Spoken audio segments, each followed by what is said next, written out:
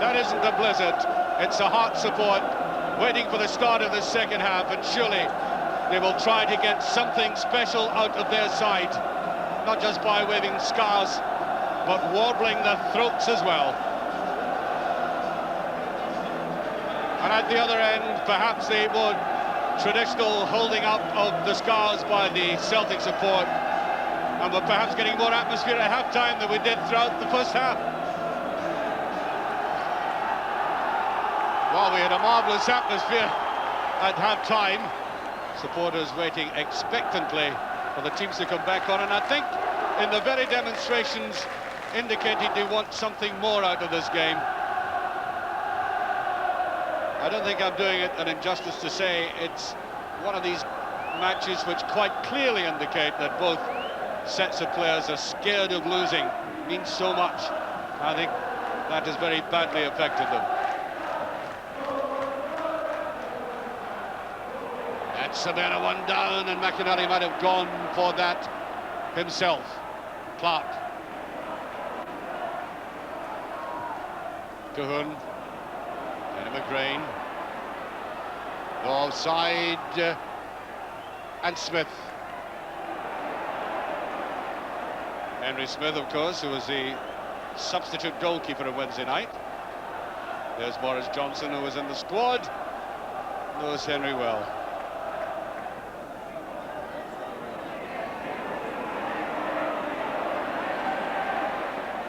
Stay has been very closely marked in this game. In goes Whittaker.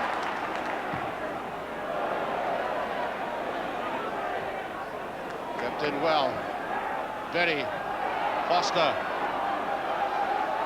As Aiken with it, and that should be to Warner. Well judged. Now Rogan. Plenty space for him on the far side.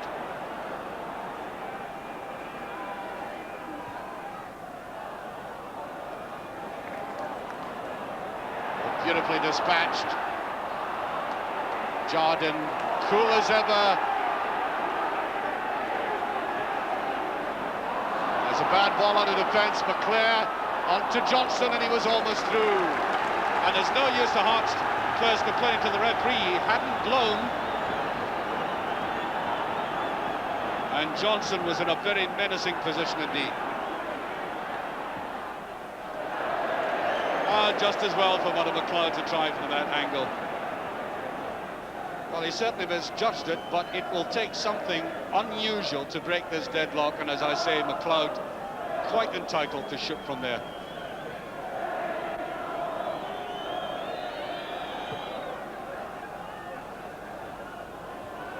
Clark. There's a run forward, Foster and Aiken, and appeals for hands. Loud appeal. Hearts players incensed by that, and Clark is restraining them. Hearts get a corner kick, and they were shouting for a penalty. And down it went, an excellent ball. And that was outside the box. Oh, Bonner really makes mistakes with a ball like that.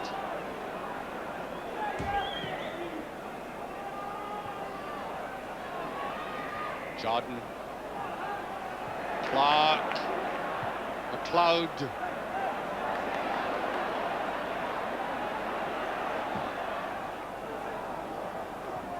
That was meant for Clark. Black. There's Aiken. Berry. Robertson. And I think Rogan intercepting there, knocked it against the Hearts player. He had to be in there very quickly, and Robertson is now beginning to look very dangerous again. And the young Irishman, look at that play by Clark again, excellent. Look at the Irishman in there very quickly indeed. The referee says that was a deflection.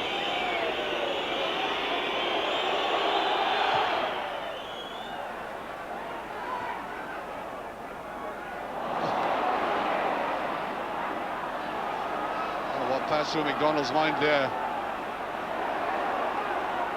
from McLeod, Grant and McGray. He's only come forward once in his game. There's McClare. Henry Smith hesitated and away by Jardine. Clark, beautiful header. Look at all that space. Now Clark. Oh, he took it too directly. Aiken did very well to plug that gap. Although I do think Clark could have restrained himself just slightly, parted with it too quickly. McLeod. Better phase of the game now, this. Flowing from one end to the other. In steps Foster though, and there's Sandy Clark, brought that down beautifully.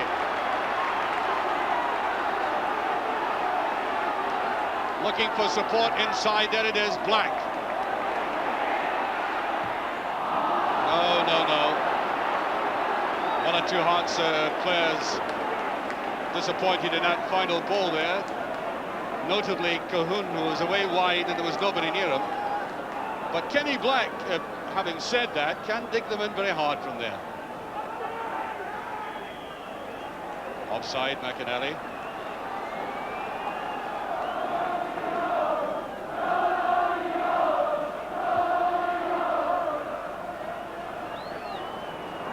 Robertson and steps Grant again.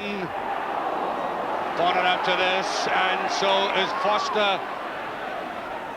There's Black, and it's off the bar by Rogan.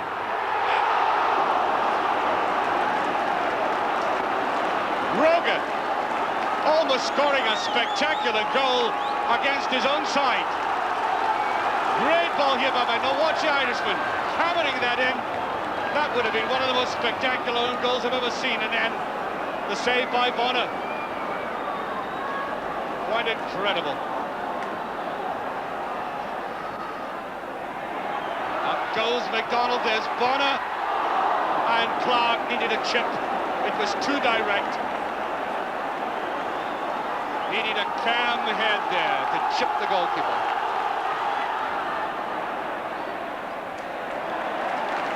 Well, this is an unusual afternoon. It's now about 7 minutes past 5. And this game has still about 12 minutes to run. Most unusual.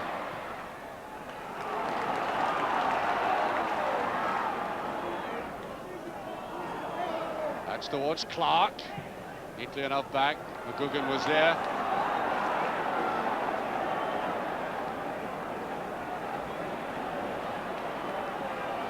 And really Hearts, with the advantage of playing at home, really have to give everything in this last 10 minutes or so.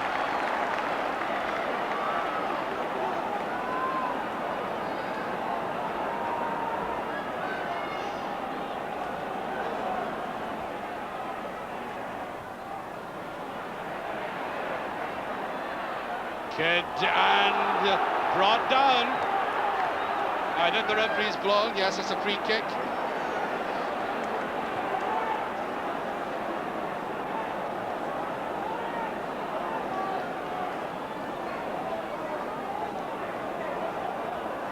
Free kick to Hearts.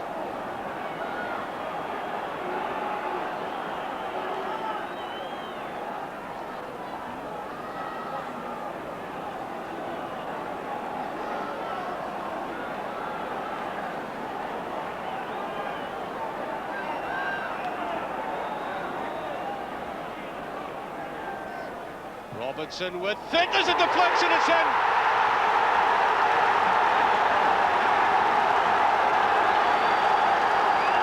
Robertson.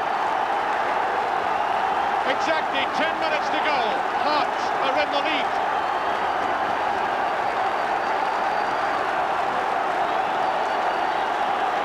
Now, I think there was a decided deflection here, but watch Robertson.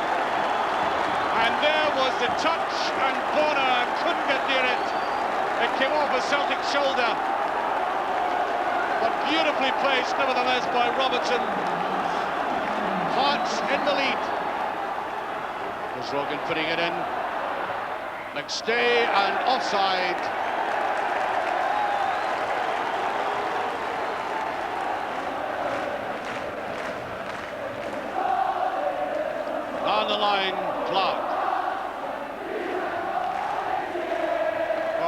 supporters have now decided to sing out the remaining minutes. It's not too surprising. Here's Robertson. Robertson, a brilliant run.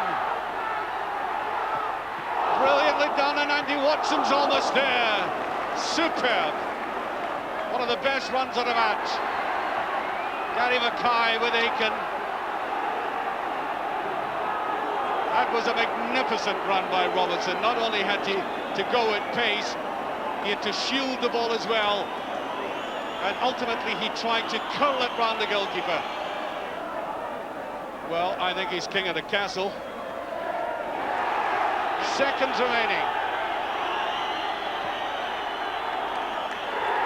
And there goes the final whistle. Hearts have got through to the quarter-final of the Scottish Cup, where they will now play Motherwell. I think it's the first time I've ever been able to say that at the end of a match, exactly which team they'll be playing, because the draw was made a few minutes ago, and Hearts deservedly through for a thoroughly professional second-half performance. They were always the better side there, always at the edge. And John Robertson, number 11, surrounded by crowd and players, and Henry Smith in exultation, going up the tunnel, the man whose free kick got Hearts through. There may have been a deflection, a slight one, but it was brilliantly done, and there is a great gesture, the man of the match.